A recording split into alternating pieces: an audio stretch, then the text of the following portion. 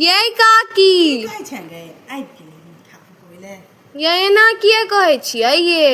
गे त कहियो ना एना नै कहियो केना कहियो हरदम तो हमरा माथा दुखबै चलि जाय हमरा मोन नै ठीक है माथा दुखाई है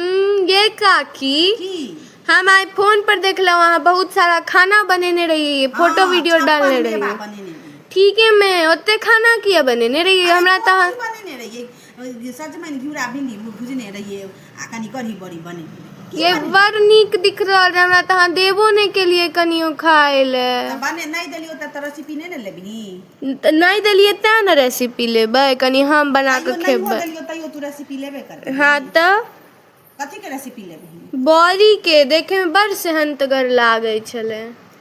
चैन नै तू हमरा रह दे आ तरुओ तरने रहिए यहाँ त हां त तरब नै खाए के मन है त तरू न मुंह ताकत रहो तोरा भरोसे रहियो जे तू हमरा बना के देबे खाइ ले नहीं ये ओमे तिलकोर के जे तरुआ रहे न से हमर फेवरेट छै तिलकोर के तरुआ कते सेहंतगर दिल शेफ में छले ठीके में ये बड़ सुन कनी हमरा बॉडी के रेसिपी बस लेकिन तोहर काका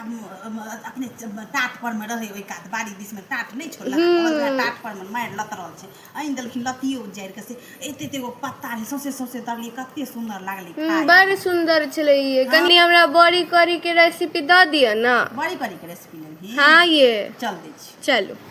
देखी की केलिए त बेसन ल लेलिए बुझलही आ बेसन में कनी हल्दी कनी जीर कनी नमक आ हींग सब द क आ मिला देलिए बुझलही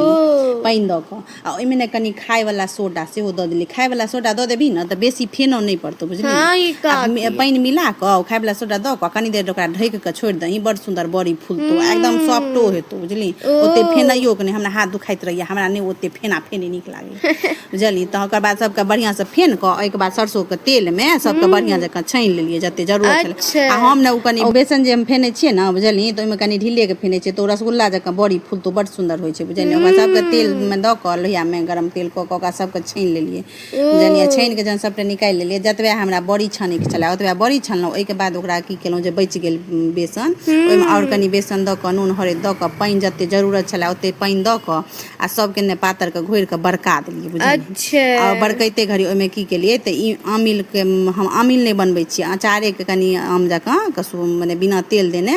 हरद आ नून द के सुखा के रखने छी उएह कनी ओइ में खसा देलिए बुझलिए अच्छा जन बरक गेलै त ओइ में बड़ी सेहो द देलिए सुखलाहा जते छले ओइ के बाद सरसों के तेल में करी पत्ता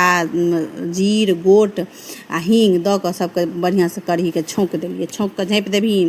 हवा नै बाहर जाए के चाही बुझलिए सब खुशबू भाग जेतो बड़ टेस्टी बनले बुझलिए हां ई का की बड़ टेस्टी लागे छै हमहु बना के खेबै बिना दहियो के बनेलिए तइयो बड़ टेस्टी बनले त चल तोरो कनी परस के दै छियो कनी खा ले।